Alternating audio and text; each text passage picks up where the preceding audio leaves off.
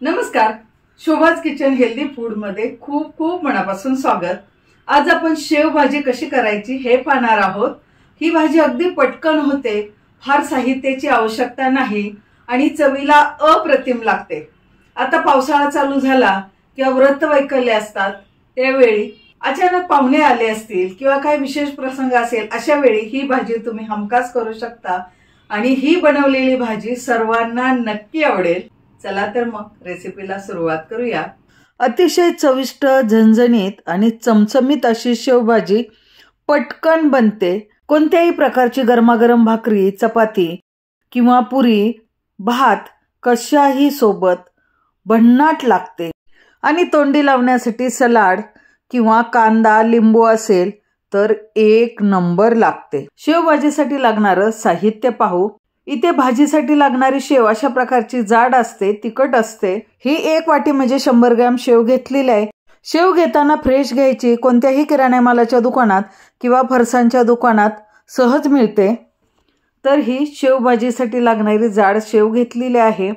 त्यानंतर एक मोठा टोमॅटो, एक मोठा कांदा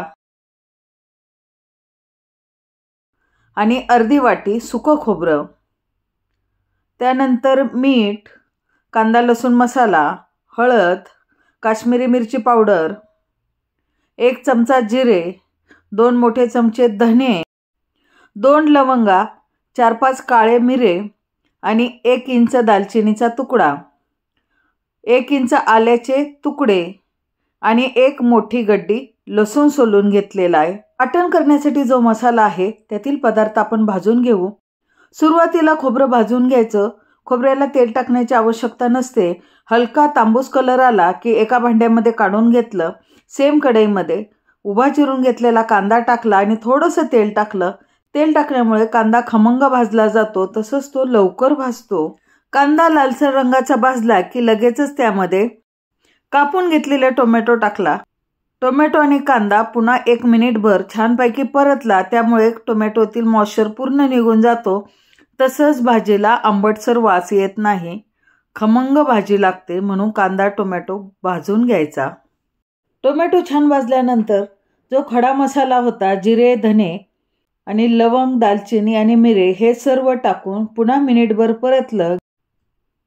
आता गॅस बंद केला आणि त्यानंतर आलं आणि लसूण टाकून हलकसं परतून घेतलं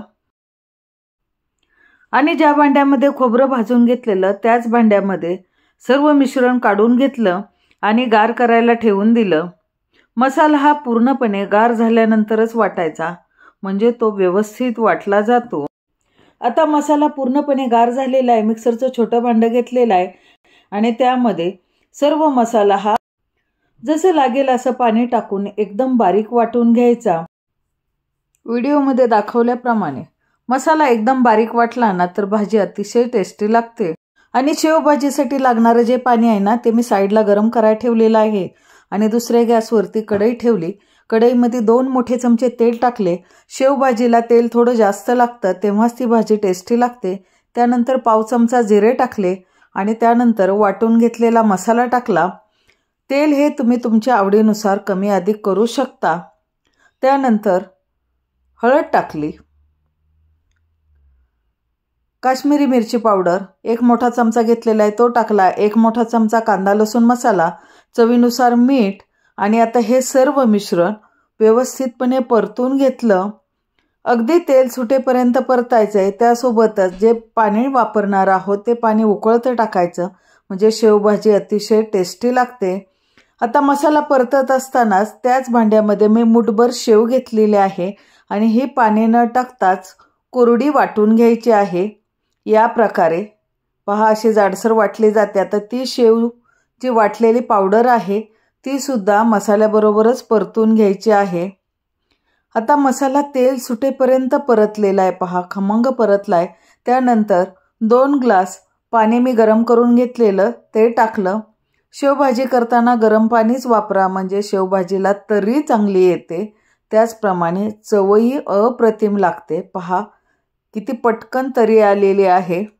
त्याचप्रमाणे आपण कांदा लसूण मसाला त्यासोबतच काश्मीरी मिरची पावडर टाकलेली आहे, त्यामुळे भाजीला रंग छान आलेला आहे।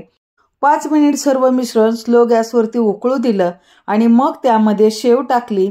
शेव टाकल्यानंतर गॅस लगेच बंद करायचा किंवा तुम्ही पूर्ण मिश्रण तयार झालं आणि ज्यावेळी तुम्ही जेवायला बसणार आहात त्यावेळी भाजी उकळवून घ्यायची आणि मग त्यामध्ये शेव टाकायची. म्हणजे शेव ही विरघळत नाही किंवा शेवभाजी फार घट्ट होत नाही. तुम्हाला ज्याप्रमाणे पातळ पाहिजे त्याप्रमाणे तुम्ही त्याचा रसा ठेवू शकता. तर अशा प्रकारे अगदी 10 मिनिटातच आपली शेवभाजी तयार झालेली आहे. वरून कोथिंबीर टाकून घेऊ शकता. ही भाजी भात, चपाती, कोणत्याही प्रकारची गरमागरम भाकरी, पुरी कशाही सोबत अप्रतिम लागते. एकदा तरी याप्रमाणे शेवभाजी करून पहा. घरातील सर्वांना आणि तुम्हाला नक्की आवडेल. व्हिडिओ जर तुम्हाला खरंच युजफुल वाटले असेल तर जास्तीत जास्त लोकांना शेअर करा, लाईक करा आणि हो, चॅनलवरती नवीन असाल तर सबस्क्राईब जरूर करा. वेळात वेळ काढून व्हिडिओ पूर्णपणे पाहिल्याबद्दल धन्यवाद.